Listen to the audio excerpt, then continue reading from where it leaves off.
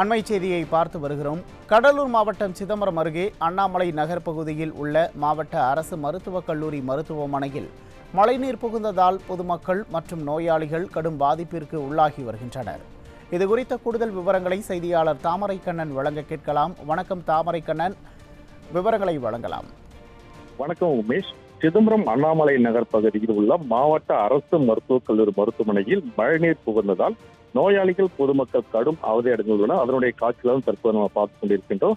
வங்கக்கடலில் ஏற்பட்டுள்ள காற்றழுத்த காரணமாக தமிழகத்தில் 10க்கும் மேற்பட்ட மாவட்டங்கள் பலத்த மழை என பெய்யும் எனவும் வானிலை ஆய்வு மையம் அறிவித்துள்ள நிலையில் கடலூர் மாவட்டத்திற்கு இன்று நாளை ஆகிய 2 நாட்களுக்கு ரெட் அலர்ட் விடுக்கப்பட்டுள்ளது. இந்த நிலையில் கடலூர் மாவட்டம் சிதம்பரம் பகுதியில் நேற்று இரவு முதல் தற்போது வரை விடாமல் மழை பெய்து வருகிறது.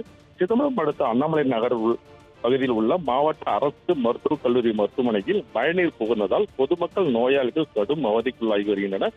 மேலும் இந்த பகுதியில் தொடர்ந்து மழை பெய்து வருவதால் கழிவுநீர் கலக்கும் மழைநீர் மருத்துவ கழகத்தில் தேங்கி நிற்பதால் பொதுமக்கள் நோய் தொற்று ஏற்படும் அவல நிலையில் ஏற்பட்டுள்ளது. எனவே மருத்துவமனை நிர்வாகம், அண்ணாமலை நகர் பேரூராட்சி நிர்வாகம் மருத்துவக் கல்லூரி மருத்துவமனையில் தேங்கி நிற்கும் மழைநீரை வெளியேற்ற உரிய நடவடிக்கை எடுக்க வேண்டும். மேலும் 2 நாட்களுக்கு ரெட் அலர்ட் கனமழை எச்சரிக்கை விடுவிக்கப்பட்டுள்ள நிலையில் மாவட்ட நிர்வாகம் விரைந்து முன்னெச்சரிக்கை ஏற்பாடாக தேங்கி நிற்கும் மழைநீரை அகற்றி உரிய நடவடிக்கை எடுக்க வேண்டும் என அப்பகுதி மக்களின் கோரிக்கையாக உள்ளது. உமேஷ், விவரங்களுக்கு நன்றி தாமரைக்கண்ணன்.